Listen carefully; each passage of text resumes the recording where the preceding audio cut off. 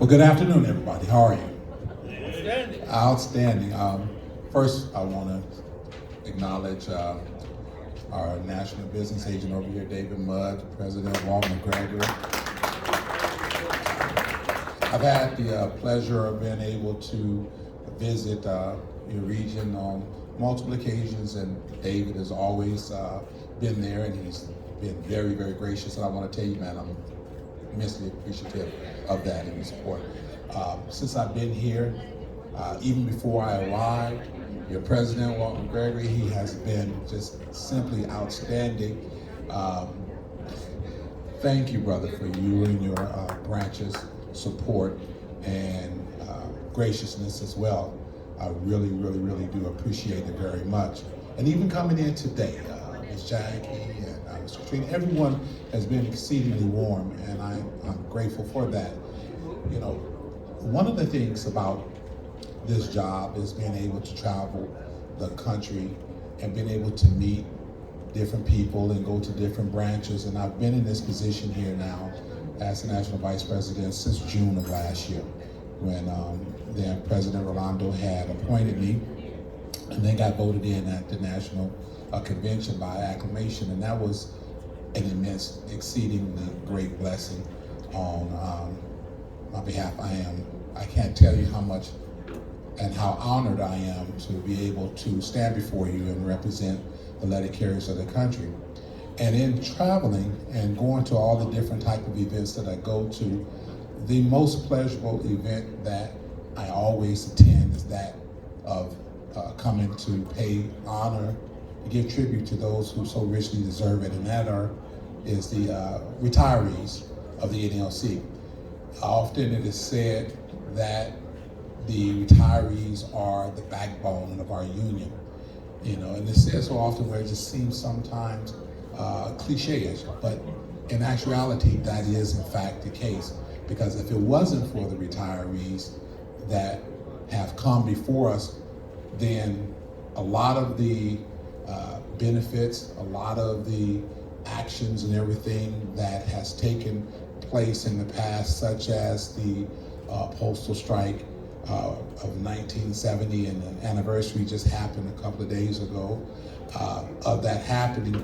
And I would be remiss, is there anyone in here that was hired and letter carrier during the postal strike in 1970?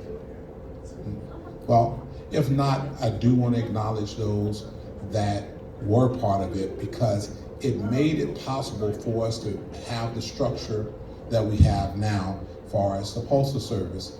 And all of the things that have taken place, so your retirees have really been the bridge from the past and our passport to the future, because those of you that are in here that have worked and are still working know, even those of you that are retired, new retirees, and all the mentoring and all the advice that they gave us about how to be a professional letter carrier, how to not sweat the small stuff, so to speak, and how to conduct ourselves on the floor and how to take pride in what we do, made a huge difference in our lives. I know it's made a big difference in my life.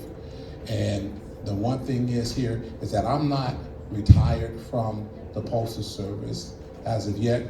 I did retire from the Marine Corps. And the one thing that I know from my travels in the Marine Corps, traveling the world, that there are people that don't have it near as good as we have it. And what I'm saying here is that I know from traveling that, you know, I would go to these different countries, Honduras and Korea and all these other places, and, you know, you would see these poor people. And no matter what, if they didn't have, they just didn't have it. And even with the United States and all of the ills that we may have, I can tell you that there's no better place to live and travel in the world. Because guess what? Even our poorest people, I mean, those are, you know, come from LA. I was born and raised in Los Angeles, and we have down in downtown area the Skid Row. And even those folks that people tend to just kind of dismiss and overlook, if it get too cold or too wet, they have shelters they can go to.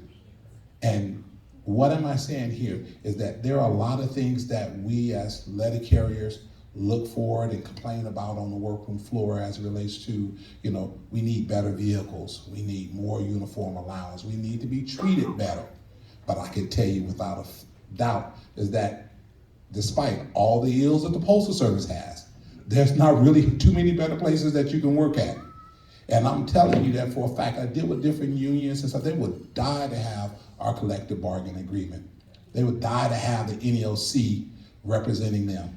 I tell you, sometimes the NALC is a victim of our own success. People come in and thinking they can do whatever they want to do and not do what they're supposed to.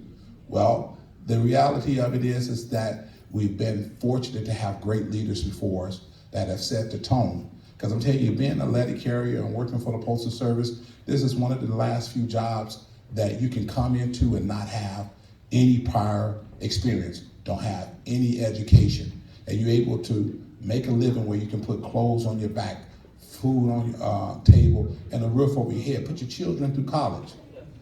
Those are things that just don't truly exist as much as it used to at one point in time.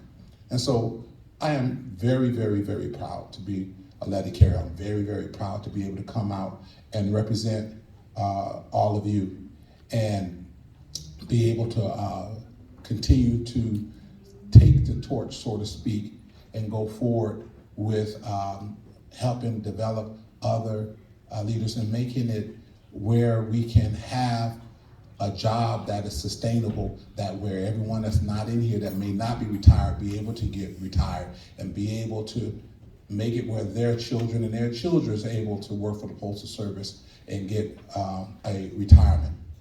The thing is that we have to acknowledge how blessed we are, and that is in no small part due to the retirees in here. Like I said, you've been our rock. You've been there for us when we didn't even know you was being there for us, when you said prior to you being retired. And now you're here. And the one thing about retirees is that I look around today, this is a well-attended event. Any and every one of you could be any other place that you desire to be today, but you chose to be here. And that's the reflective of the camaraderie and the brotherhood and the sisterhood that we have as union brothers and sisters in the NLC. And that is something, again, to take great pride in. So with that being said, I appreciate you allowing me to come out. I appreciate being able to say a few words today. It is my honor and my privilege to be here. And I want to wish everyone safe travels back home, and God bless you.